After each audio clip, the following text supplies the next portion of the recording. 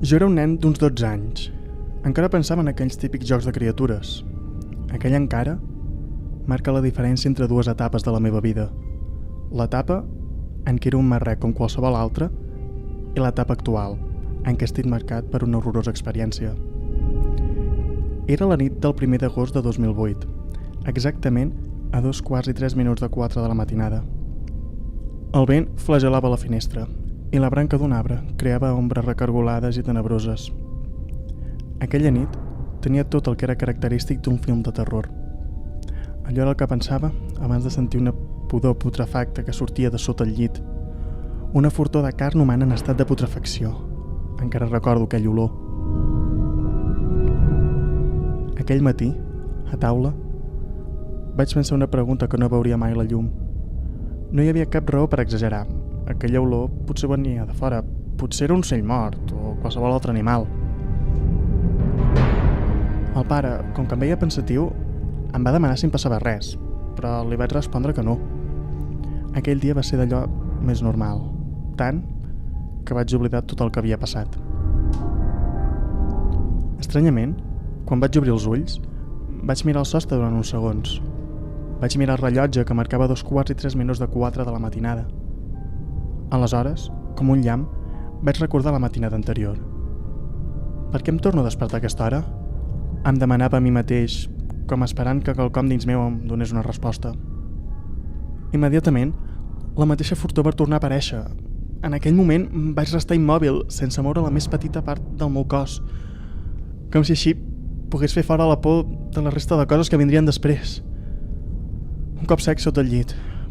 Potser fluix, però aquella nit només va ser un cop sec. Recordo fins i tot haver-me empipat amb els pèls de punta per intentar delatar-me. Fins i tot empassar saliva em delatava. De cop i volta, estant encara atònit, el llençol, que de manera desafiadora tocava a terra, va rebre una estrabada. Amb la innocència d'un nen a qui li havien imposat una creença, vaig començar a pregar. De sobte, la paraula Déu tenia un altre seny per mi. Els estranys esdeveniments es van aturar i després d'un o 2 quarts d'hora, la son va venir a mi. Aquell mateix matí estava disposat a explicar-li-ho tot als pares, però el pare, un home de caràcter dominant, va començar a discutir amb la mare. Ja portaven temps fent-ho i la raó era que el lloguer de la casa era massa alt. Vaig estimar-me més no ficar més llenya al foc. Per ser sincers, no feia mai cap mena de cas a les seves baralles i tampoc no me'n deien mai res. Amb ganes de canviar de tema, la mare em va demanar que per què feia cara de cansat. Li vaig dir, de manera convincent, que era a causa dels mosquits. El dia va continuar, com sempre, però jo ja no podia oblidar el que havia passat la matinada anterior. Em vaig sentir sol i desemparat. Amb la ingenuïtat pròpia d'un infant, suplicava al sol que no deixés d'emetre llum, que no deixés que apareguessin les bobotes. Però el dia en què les coses passessin com jo volgués, encara era lluny. Va arribar la nit, i amb aquesta, l'increment de les pors que tenia. Recordo haver-me adormit al sofà intencionadament, al costat dels pares, mentre vèiem un film. Em va sortir un sospir de la boca. Almenys, aquella nit, estaria segur al seu costat. Recordo haver restat atemorit, immòbil, mentre mirava el sostre blanc. Vaig odiar que el pare em portés al llit. Però allò ja no tenia importància. Era allà, una altra vegada a la cambra. Vaig girar el cap lentament per veure l'hora que era.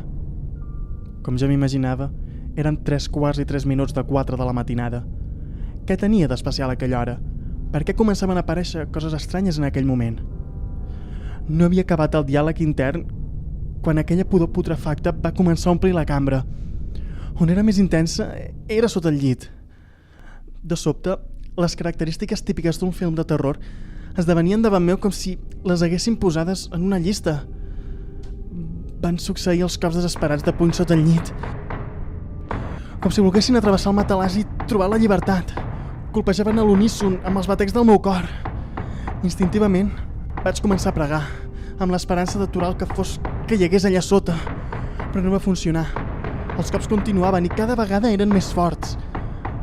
Va arribar un moment que els cops van desaparèixer i el llençol va tornar a ser tibat i hagués desaparegut si no l'hagués agafat amb força a la meitat del recorregut. En aquell moment, la por que sentia en el meu cos va sortir en forma de sanglots i llàgrimes que es barrejaven amb suor. No veia l'hora en què la nit acabés, però allò encara trigaria a passar. No necessitava encendre llum perquè la cambra ja era prou il·luminada, però igualment ho vaig fer. Novament vaig tornar a sentir els cops més forts que mai. Eren cops desesperats. Es van aturar i va venir una respiració forta, gemegosa, una respiració que no va ser més que el preludi d'unes paraules llòbregues gairebé imperceptibles. La llum no il·lumina pas aquesta foscor. No vaig suportar la por causada per aquelles paraules i, immediatament, vaig córrer cap a la cambra dels pares.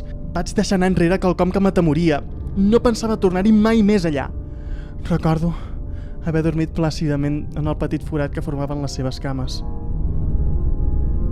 A taula vaig poder veure els seus caratges de preocupació. La mare em va demanar si havien estat els mosquits. Jo vaig afirmar amb un so gutural i vaig començar a plorar. El pare va fer un llarg discurs a la sala, solament per dir que ens anéssim aquell mateix dia i que fes la maleta. La notícia, contràriament al que pensava, em va alegrar enormement i acte seguit me'n vaig anar a empacar les coses. Així va ser com em vaig allunyar d'aquella casa amb moltes qüestions al cap. Què era el que s'amagava sota el llit? Per què va començar de la nit al dia? No tindria resposta a aquestes demandes fins que uns anys més tard, per la televisió, van anunciar la macabra troballa en una casa. Troballa que narraria una depriment història plena de la més gran dissort humana. Van trobar el cos tancat en un intent d'ataúd sota els ciments de la casa. Segons els estudis, el cos era d'una noia que va ser cruelment torturada per un grup d'inadaptats qui, ofuscats per una toixa creença, li la van oferir com a sacrifici satanàs.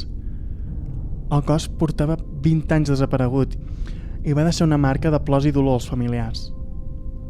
El pitjor va ser assabentar-se que la causa de la mort va ser l'asfíxia. Se'n va fer un nus a la gola. No hi havia cap mena de dubte. Era ella. Era ella qui suplicava donant cops, demanant ser salvada d'aquella presó tan cruel. Va escollir el 1 d'agost, la data del seu aniversari, per reclamar la llibertat croada. Però, per què em torno a despertar a aquesta hora? Ja han passat molts anys i ella va aconseguir la llibertat. Per què torno a ser presa del pànic? No he acabat de fer aquest esgarrifós soliloqui quan, de cop i volta, sento un cop sec sota el llit.